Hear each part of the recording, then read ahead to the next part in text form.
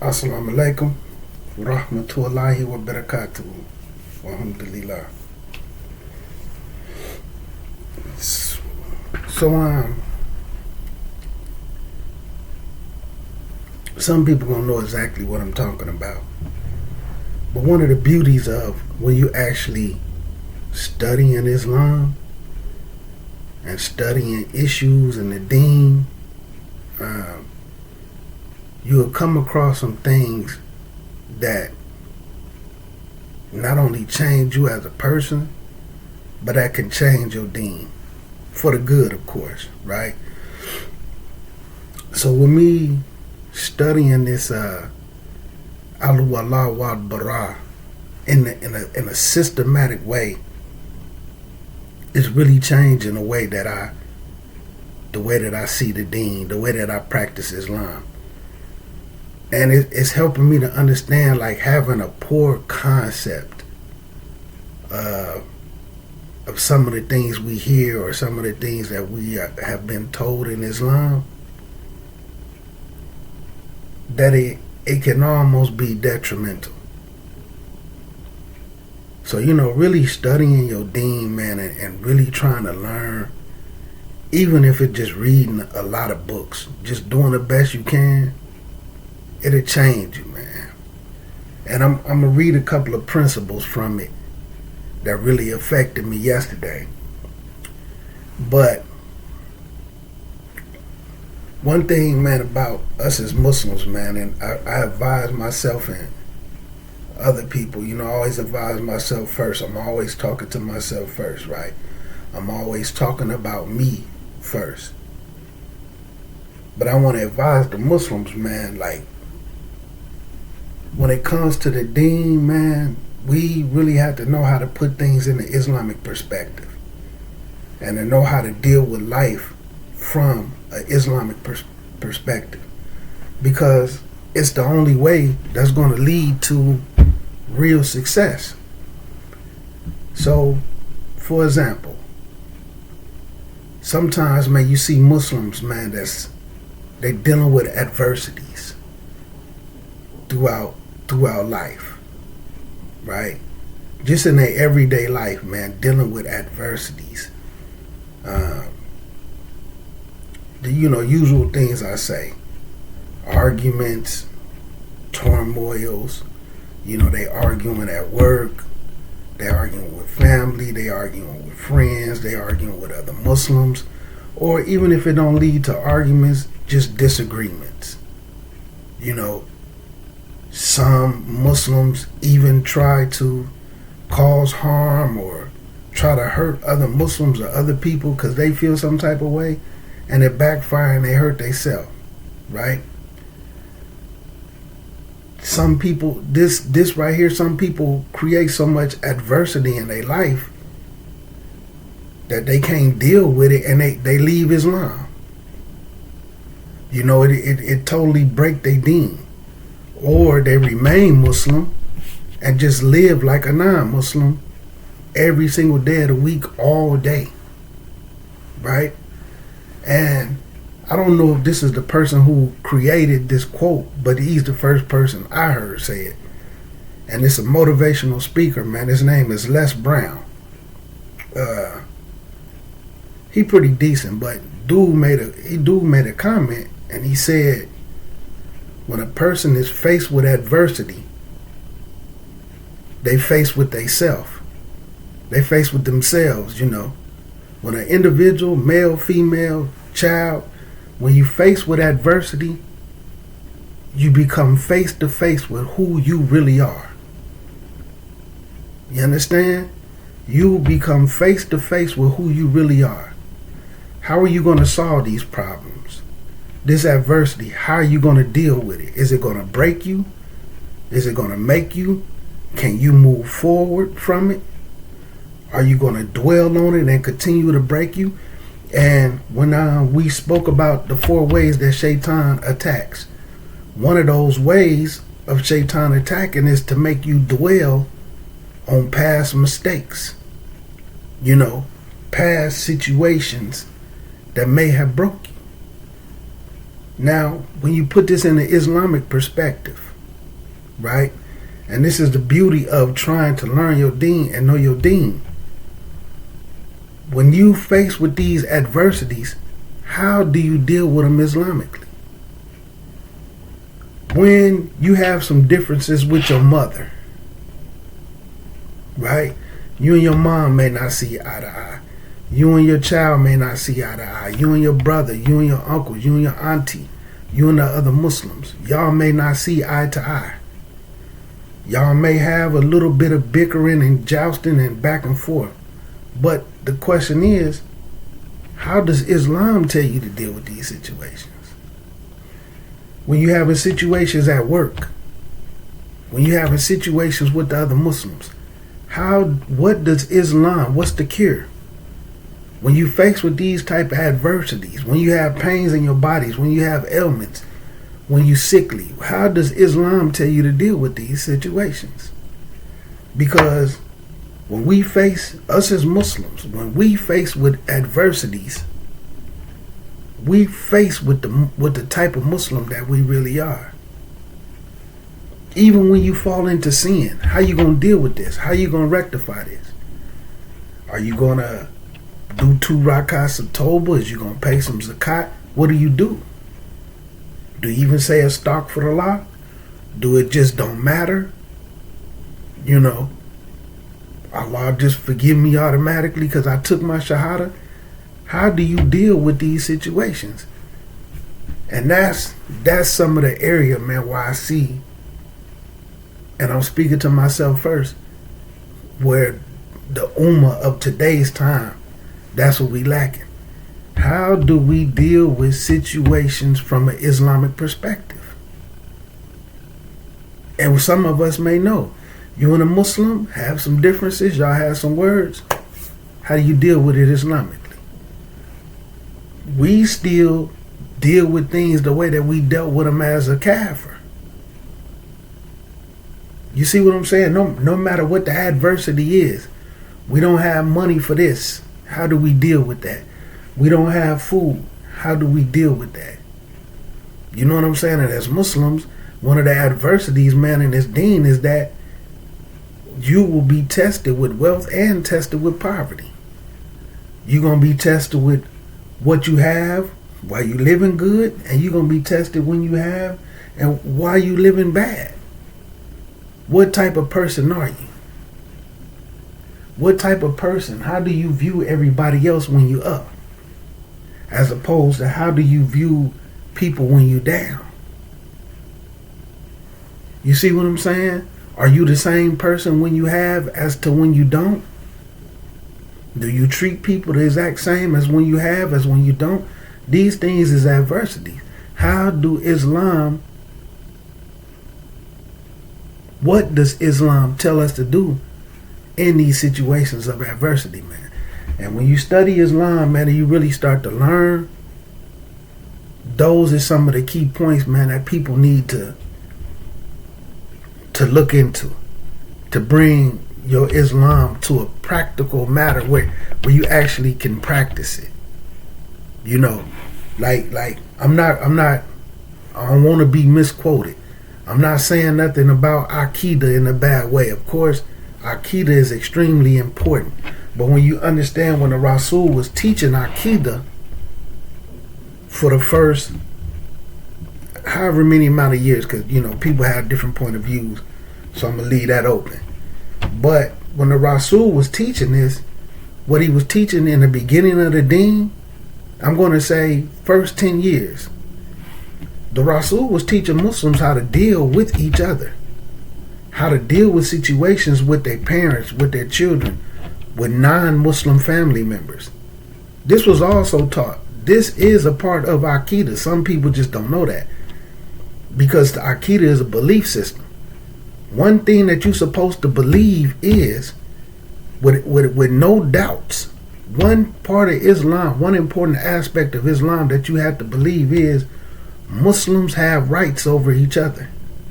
First and foremost, before anything.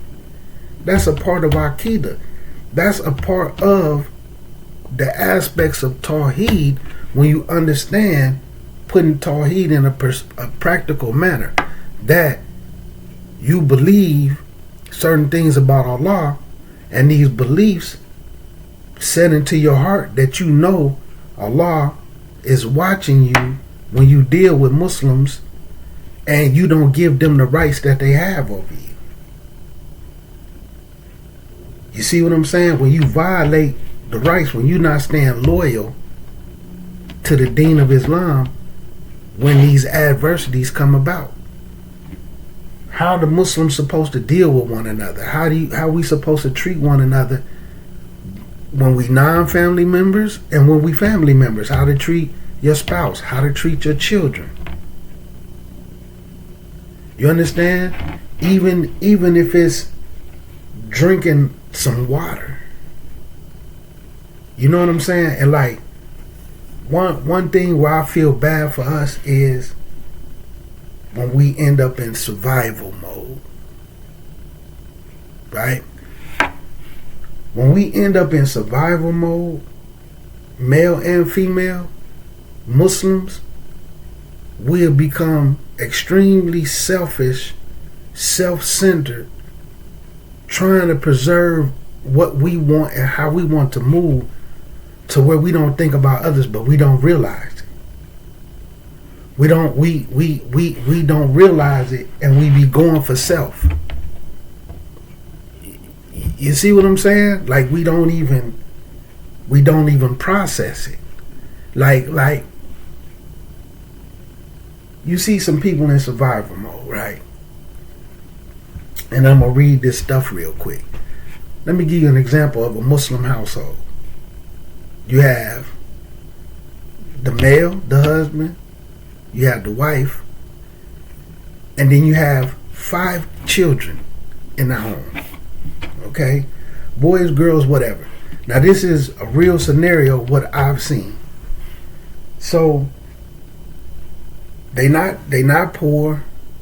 They've got plenty of money, right? Plenty of food. They're well off. But you have a woman who's the wife, she's coming from a survival mode. Like some of the kids, the majority of the kids in the house is actually hers, not with the husband, right? And she's coming from survival mode where she'll do this, things like this. And these are situations that I done had to speak in and I see going on, right? They'll go to the store, and instead of getting a family pack of cookies or 3-4 packs of cookies, they'll get 1 pack of cookies and hide them. Why they got Muslim children? Why they got a Muslim husband? Instead of me buying enough cookies for everybody, I'm going to go buy a pack of cookies for myself and hide them. This is not Islam. But they so used to being in survival mode, they so used to thinking about themselves. Self-preservation. They may buy all type of other snacks and then they hide them. Or, just get a little bit of snacks, like I say, because they thinking about themselves. And then if they kid or somebody eat one of the snacks, they get mad at them. What are you doing eating my snacks? When they had enough money to get snacks for everybody. Or they may just have like some snacks and they watching a movie or something, and they'll just be eating a big bag of candy and don't offer none of the kids none when they had enough money to just buy enough for everybody. But that I gotta think about everybody I'm in the house with hasn't kicked in, or my money isn't for that. That's what my husband money is for. He should have went, but they the one who went to the store. He was at the store, and we starting to see this in a lot of marriages, man. If you even if you know some friends, if you know some family members, just pay attention to that dynamic in the house. So you have a married couple who trying to live their life as one, but they separate. they both living for self. And then they just meet somewhere in the middle. And wherever that middle ground is generally what they together for. Well, we have a child. We together for the kid. But I'm out for self, you out for self. You know what I'm saying? It's just unfortunate, man. And this can turn into an adversity in the home. You know, other people can feel some way about it. The husband could just be like, how come you ain't just buy enough cookies for everybody? And then this person, because you just asking, they might feel attacked. Well, you don't buy cookies. You know what I'm saying? Although you're not the one who go to the store. But if you go, you make sure it's cookies for everybody. You don't go buy a pack of cookies and hide them. You're not going to go out to eat and eat everything without them knowing. Let me go grab something to eat real quick. I ain't thinking about the other people in the house. I can understand when money isn't there. These type of things. But people doing these type of things when money isn't even an issue. Because they still in survival mode. They still focused on me. I need to survive. You know what I'm saying? Like, my situation ain't what it should be. You know what I'm saying? So they go into survival mode, and male and female. And it affects the dynamic of their relationship with other Muslims.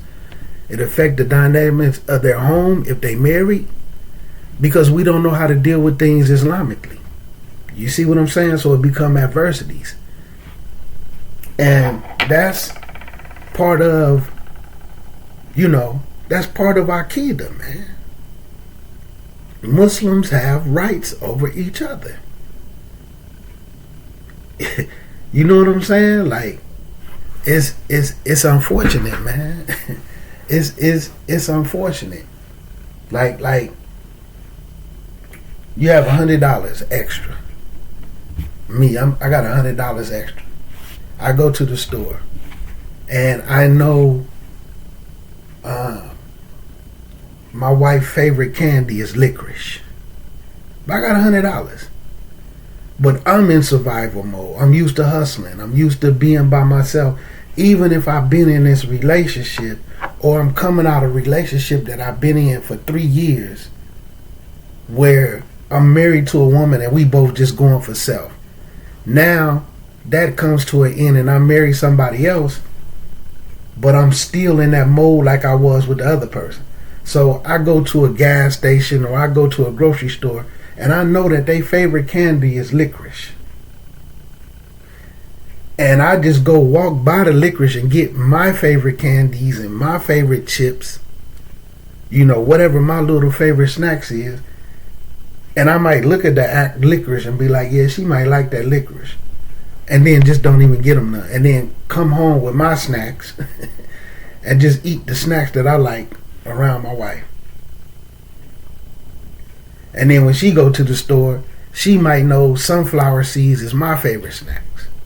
And she might have $100 and that she can spare. And then she go in there and get her favorite snacks and don't even consider getting me no sunflower seeds. This is how marriages are, man, because people are out for self.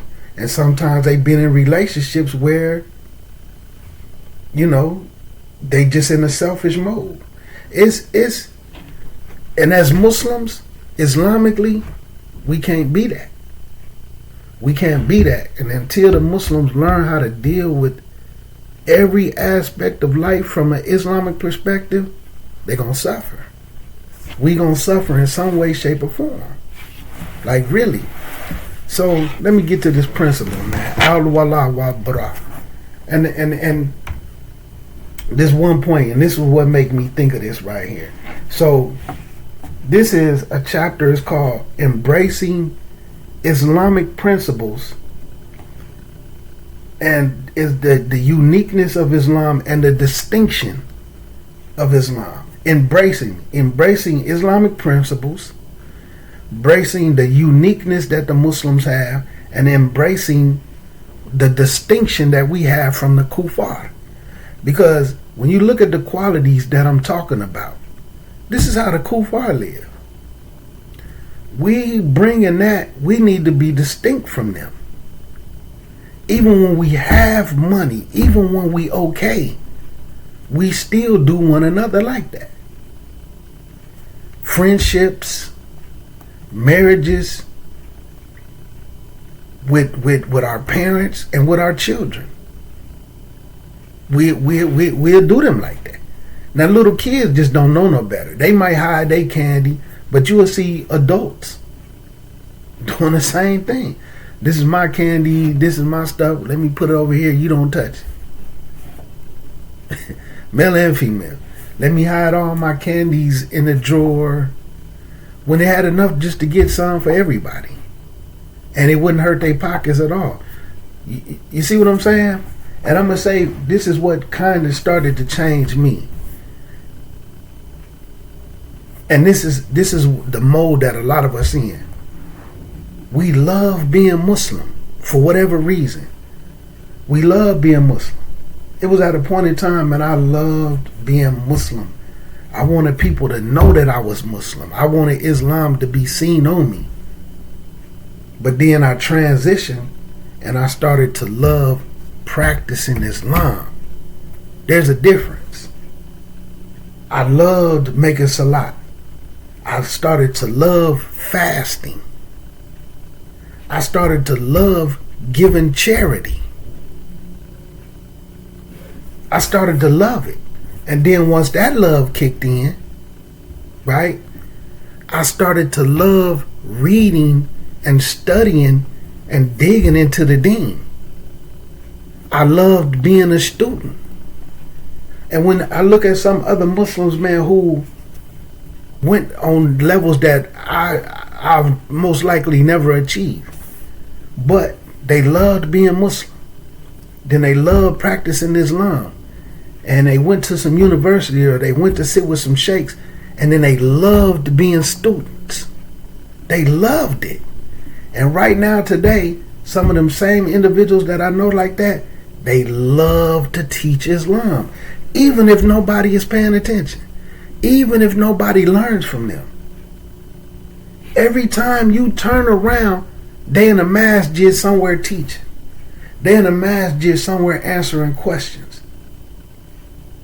They in numerous, they just travel from masjid to masjid. They love sitting down with the Muslims. They love to teach, not for no riyah or nothing. Some of us just get stuck at love being Muslim. I love being Muslim, but they don't love practicing Islam. They'll come up with excuses to not pray. They don't love practicing Islam. They'll come up with an excuse to not fast. They don't love fasting. They will come up with an excuse to not give another Muslim that's worthy of their rights, to not give them their rights. Even if they married to them, even if it's their children or their parents. Because they don't love practicing Islam. They just love being Muslim. So they perfectly fine with the simple fact, because they love being Muslim and they love saying, I love Islam. Right? That's good enough for them. And because they have that love, they don't have to learn. They don't have to read. This is Shaitan, man, playing with them from those four directions, like I said, man. And one of the beauties of once you start really learning and sitting in front of a teacher and different classes and have interactions and homeworks and tests, you start to come across information that not only changes you as a person, but it changes you as a Muslim. It changes how you even see Islam. It changes your deen. At least it should. As long as your heart ain't so black where you can't absorb anything. You see what I'm saying? Because, and I'll probably touch that Quran ayat another day, but where Allah Azza wa Jal speaks on the type of Muslim, once they treat their deen a certain type of way, He closes them off where they restricted. To the point like a person so high up in the sky where you can't even get air. And you just trying to breathe where you just like your heart, your mind, your body will be so restricted like that. It's like you gasping to absorb some deen. but nothing's going to get in there. So some people love, and I was one of those people at one point in time. I loved being Muslim. I loved people knowing that I was Muslim. Whether it's because I wanted some praise for it, I'm not really sure. At some point in time, it probably was that when I was younger. But then, like I said, I started to love to practice Islam. And some of the foundations, the basis of your practice in Islam is your 5 pillars. I started love making salat. I started wanting to do sunnahs. I started wanting to do Qiyam al-Layl and Tahajjud. Rakas for Toba. Rakas for thankfulness. Come in the house. Do 2 rakas when I come in the house. Just being grateful to come into the home. And being consistent on these things. Fasting. Doing every single fast that's in the deen of Islam. Some of us got to start to move from loving being Muslim and loving Islam to the point where we love Islam because we know it's the truth. And we got to move to the phase of loving to practice Islam. And then move to that phase. I love giving zakat. I love giving charity. I love giving away. I love giving away. Like, you have Muslim marriages, right? And to be honest, I'm speaking on a lot of the Muslim marriages that we couldn't save. Or over the years, just seeing Muslim couples that I was around, and they may come talk to me, and like, I'm going through this, I'm going through that, this was going on in my house, because they want some advice. But what I would see was this: although they husband and wife, and although they trying to build a life together, right? Whether she worked, whether he worked, they both worked, whether they was making their money work together, whatever their dynamic was, whether all her money was for herself. When one of their children, not saying you were supposed to love somebody more than your kids, but when they had children, and like one of them just had their first granddaughter or a grandson or something, their first grandchild with with their kids, right? When it came for one of them, when they gave them their last or gave what they really didn't have to one of their kids that's not their kids together, or one of their grandchildren, or maybe a niece or a nephew, the feeling that they got, they loved it. They felt good about being able to do for them. And they would make statements like, I don't want my kids to want for nothing. I'm going to work overtime. Seeing brother in the factory working overtime so that they kids can have iPads and, you know what I'm saying? I don't want my kids to want for nothing. And then, this is the brother. Then the sister, the exact same way about her kids. But they not like that about each other's kids. And then they not like that about each other. They felt like they was doing something bad, like they felt like it was some weakness if they went to a grocery store and knowing that their wife's favorite candy was licorice and they got money to burn. But if their kid was fairly young or their grandkids was very young, they would get the snacks that their kid or their grandkid loved and wouldn't think about their wife. Their wife would get the candies and snacks that their young kids or their grandchildren love, or their grandchild, because they only had one, and they would get that, but they wouldn't get nothing for each other. But love and all this stuff is just supposed to automatically be in between them. And then the love only mattered when they wanted their way. Because that meant love. You let me have my way. You do anything for me. And I seen and these was the Muslim marriages that I seen that didn't work. No matter how long they stayed together, 8 years, 9 years, she got candy hidden somewhere, he got candy hidden somewhere, but he bought candy for the kids. That was his. and she bought candy for the kids that was hers. But his favorite candy, nope. Getting him some candy was soft, was weak. I don't spend money on my man. He got to spend his money on me. Oh, well, he didn't get me no candy when he went. And it be vice versa. And I would sit down and at least talk to the man. Like, how do you end up in that? You know, and a lot of times, sometimes it was survival mode. Being in bad relationships for too long, where that was the dynamic. Now they in a new relationship and it continues with the new person.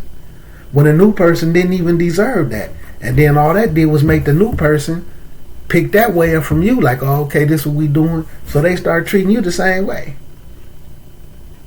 As Muslims, man, we not supposed to have that, man. Like I say, when we face with adversity, we face with what type of Muslim we really are, man. And we don't know how to handle situations Islamically. And I'm telling you, I done seen these ways make people leave Islam. And when they left Islam, these ways didn't change. You have Muslims who will try to have a big gathering and take all their money and try to have a barbecue and sodas and chips. Bring your kids, bring this. And they may spend couple $100, but they got a problem with buying their wife some flowers. I ain't gonna buy her no flowers. I won't get her a card and put $20 in it, even if that seems insignificant. I won't even buy her favorite candy bar. But I'm gonna have this barbecue and I'm gonna buy all this stuff for some people who just showing up to eat. You ask them same people to come read a book with you, they ain't gonna show up. They showing up for the food. And then vice versa. You have these sisters, man, they want to have these sister gatherings and everybody come over and they want to take their money and go buy all these food. I'm going to cook for the sisters. I'm going to have this gathering with the sisters. But then their husband had to argue over a plate of food. Like, baby, you cooking today? I thought you was going to cook. You cook for me. I don't cook for you. But they'll do this stuff for these sisters, man. When a portion of that could have been done for the person that you want to have love and build a life with. As Muslims, man, we not supposed to be that way, man. We supposed to be unique in that regard. And this is in marriages, this is in friendships, this is dealing with family, Muslim and non-Muslim. You see what I'm saying? So let me read just a few little short things, man, from this so I can get up off of here, man. And I hope people feel where I'm coming from, man, because when you Muslim, man, once you start to love to practice Islam, these things are going to make you feel good, even if the person you're doing it for is ungrateful. It's ungrateful. It's Muslim brothers and sisters that I still do stuff for. And if they get an opportunity to try to harm me or create a bad situation for me, they won't hesitate to hop on that situation, man. They won't care. They won't even bat an eye at it. But sometimes you have to look at it like, okay, they in survival mode. They only know to think about themselves. It's all they know. But I love practicing Islam. I love what comes with it. So I'm going to do what I'm supposed to do. Do that make me a perfect person? No. Even when I fall into sin, I'm still doing what Islam tells me to do in regards to that sin. You know what I'm saying? So alhamdulillah, look at this right here. This is a chapter on embracing Islamic principles. And everything that I'm talking about is Islamic principles. Basic Islamic principles. Muslims have rights over one another. No ifs, ands, buts, or maybes. You have to believe that. You have to know it.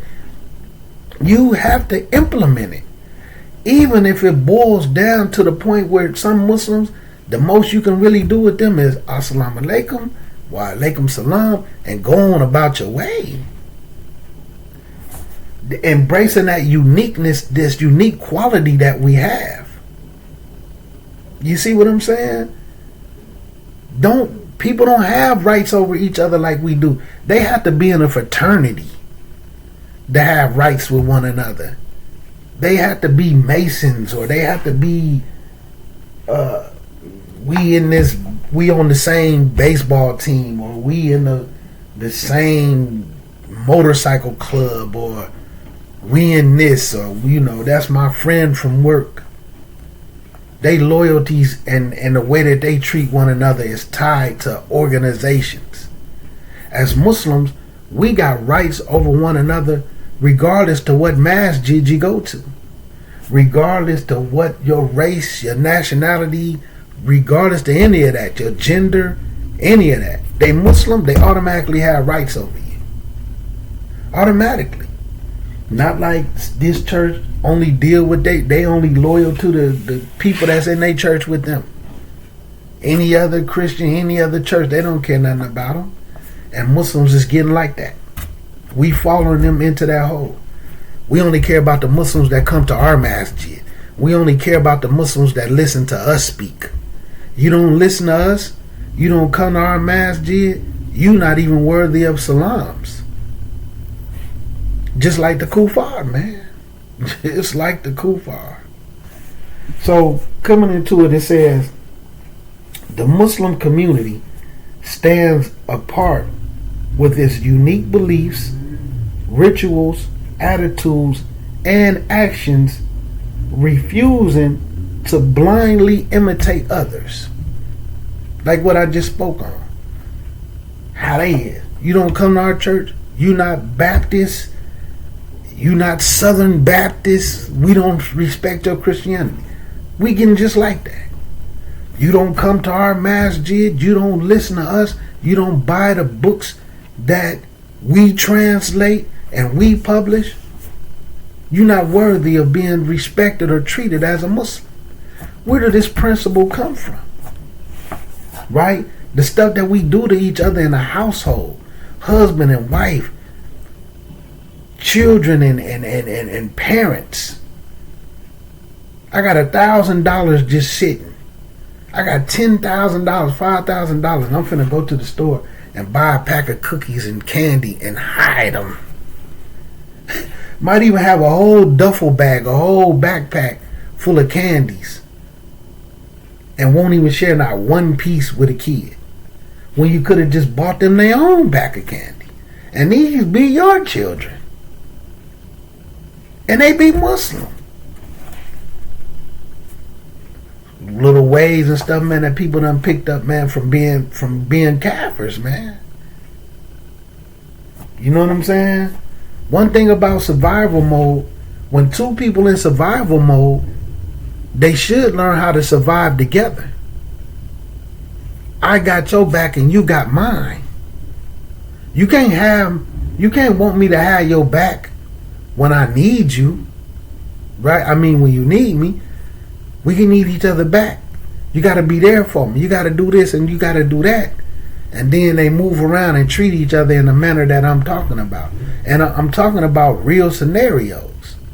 You know what I'm saying? I've been in situations myself where it was like a his and hers. we live together, we married, but everything is his and hers. This my chips, this my candy, this my chips, these are my candy. They hide this and that, but the only difference was anything I had, everybody can have. I'm not finna hide it from everybody. Well, what are you doing eating this that I had in the refrigerator? You know what I'm saying? Like, it's crazy. I know what it's like to be in that, man. So look, this distinctiveness arises from the essence of their faith, their iman, which demands unwavering submission to the will of Allah. Unwavering submission to the will of Allah. What's that? The character. This deen that Allah has willed upon us, they have an unwavering submission to it. Like, look at this right here. And this be some of the funniest stuff in marriages. I have to mention this. A woman will be mad at her husband. Look at this right here, man. And this is a little bit of female logic. Maybe some females, this might adjust some of them. Not saying, the men perfect. But this is one of the things almost every Muslim couple, I've heard this. They mad at the husband. They don't want to talk to the husband. But if the husband wants sex that night, they give it to him. Well, I don't have the right to refuse sex to him, sex with him. I'm going to have sex with him when I'm mad. But she too mad to cook him breakfast. She'll give him sex. Why? Because although she's mad, there's something in the sex for her. But she's not going to cook him breakfast. She's not going to fix his lunch. I'm too mad at him to fix his lunch. I'm too mad at him to get up and make him breakfast. I'm too mad to take his clothes and put them in the washer so that he can go to work and clean clothes and come pay bills in the house that I get to relax in. But I'll still give him sex. I can't refuse him sex. Why can't you refuse him breakfast? Why can you refuse to cook him breakfast? Because there's nothing in it for you. And like I say, that love that we have for like our children and our family members, let it be one of their kids that come up in there. They feel good about making them a breakfast. They feel good about cooking them something.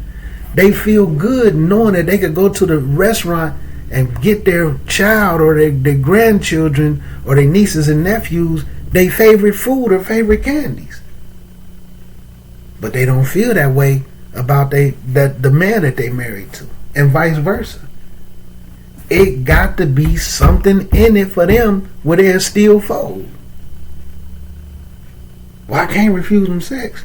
Okay, but you can refuse him a glass of water, which is one of the very basic minimum rights that a Muslim have over another Muslim, is to get him a glass, something to drink. They open them legs though, respectfully. But breakfast, no. Breakfast. I know a brother, man, who was about 4 years in this marriage, and the man said to me, not one time of us being married in this 4 years have my wife ever said to me, what, you want me to make you breakfast? Like, what do you want? What would you like for me to make for you for breakfast? But then when he would make breakfast, he would ask her, what you want? You want some bacon, turkey bacon, beef bacon? You want some sausage, eggs? What you want for breakfast? I'm finna go such and such. What you want me to get you for breakfast? And he felt the way about it. You know what I'm saying? When it's time to cook, what you want? Oh, okay, well, I want some spaghetti. And then he'll go make spaghetti. And in 4 years of being married, his wife not one time has ever asked him, even woke up one time, or even just woke up to some breakfast. These be difficult things to listen to and not have, you have to deal with it Islamically. You might have to accept the fact, man, that's just how it might be. Like, has there ever been a breakfast or whatever? Yeah, but it was what she wanted. And it was just enough for me to have some. You know what I'm saying? It was really something that for them and the kids, and then it was just a little bit left for me. You know what I'm saying? But this her husband, and this is Muslims. Sometimes you just gonna have to accept the fact, man, that you just might not get that.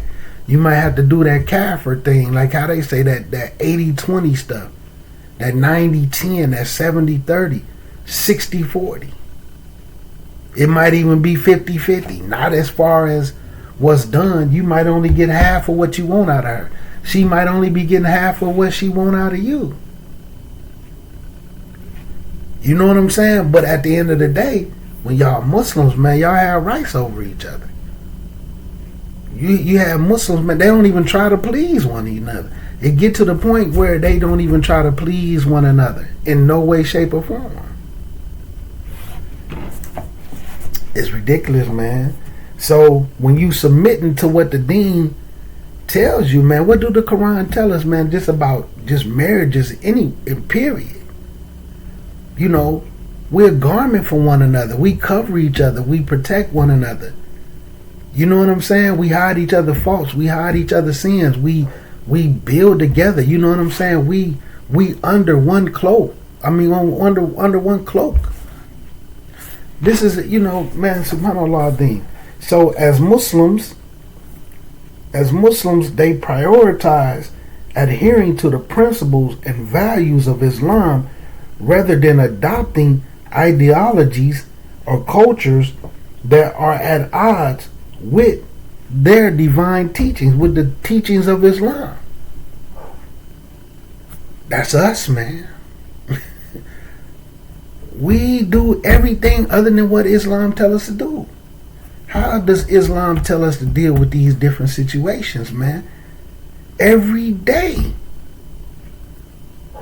Bickering and beefing and fighting and arguing. Every day, man. At work, with spouses, with children, with parents, friends, other Muslims.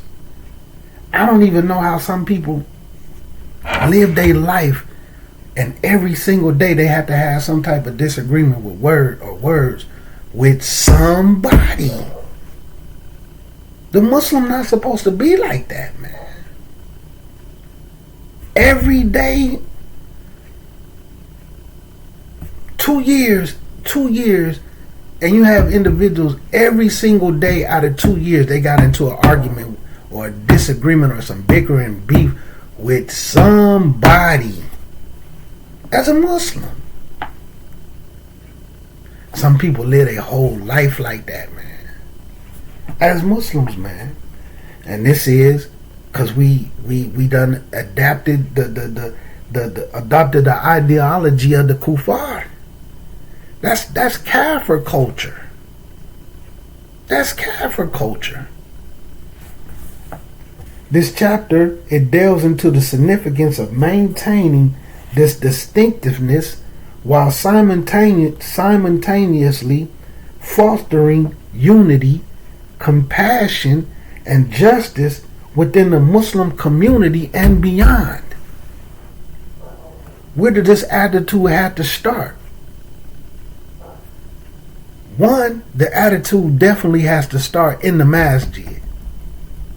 Because the masjid should lay down the laws and the principles for people to implement them into their homes. Whether you marry, whether you single, and then once this stuff start to implement into the homes, then it will start to spread and be implemented throughout society. You see what I'm saying? Again, this is al-Wallah. This is al-Wallah. Right? The uniqueness of the Muslim community stems from their stemming from their deep commitment to the Quran and the Sunnah teachings. Muslims are encouraged to diligently study these primary sources, seeking knowledge and understanding to strengthen their relationship with Allah.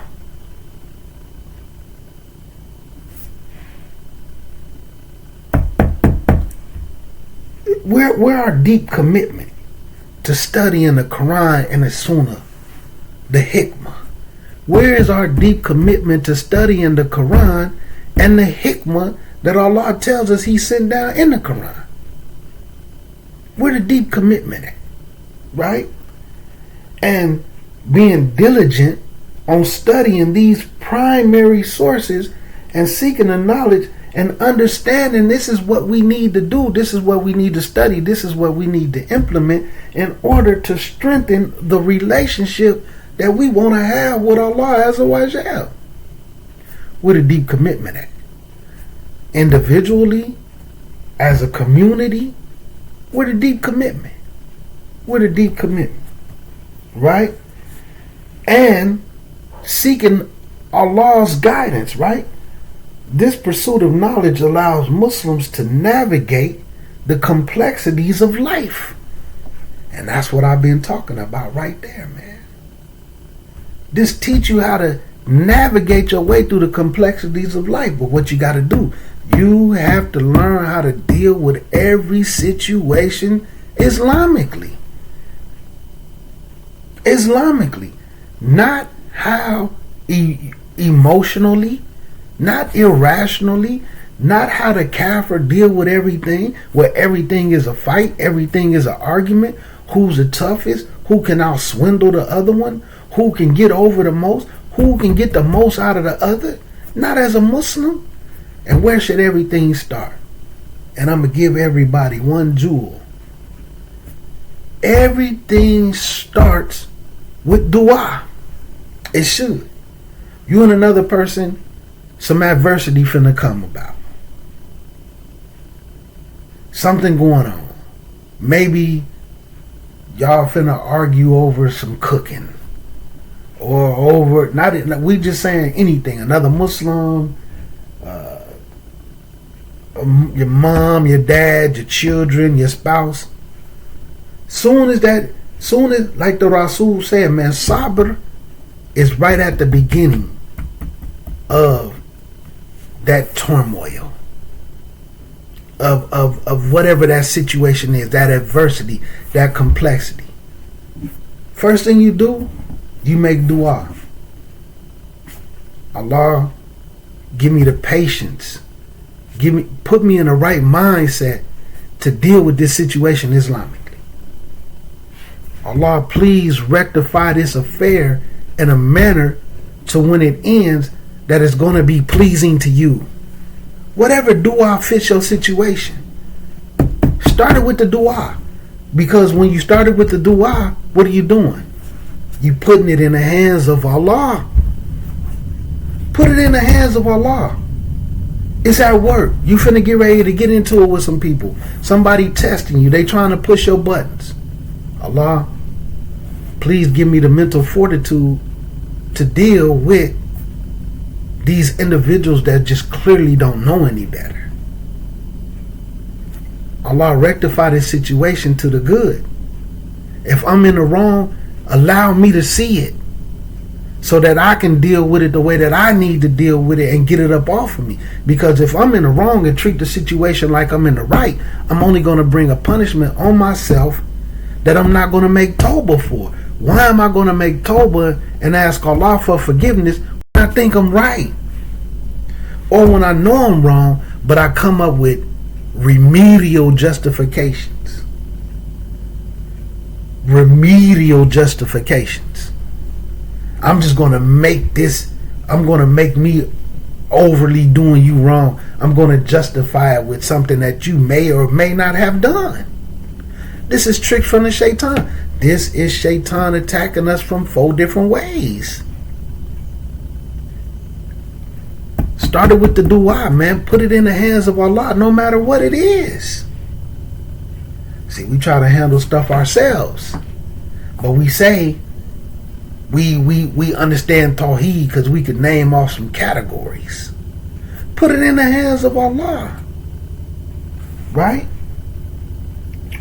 So, like it says, this pursuit of knowledge allows Muslims to navigate the complexities of life with clarity and purpose, and shaping their beliefs their attitudes and actions in accordance with the divine wisdom of Islam. This is al-Wallah. This is changing my whole little perspective on deen, as opposed to when I was taught al-Wallah wal-Bara just means loving and hating for Allah, which is very general and is very basic, and people use this out of context. We love the people at our masjid, even when they doing wrong.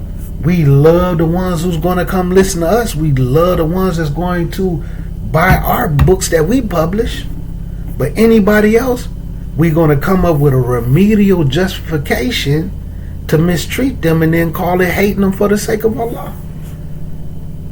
But when you look at what it really entails, they really violating the principles of al-Wallah wal-Bara.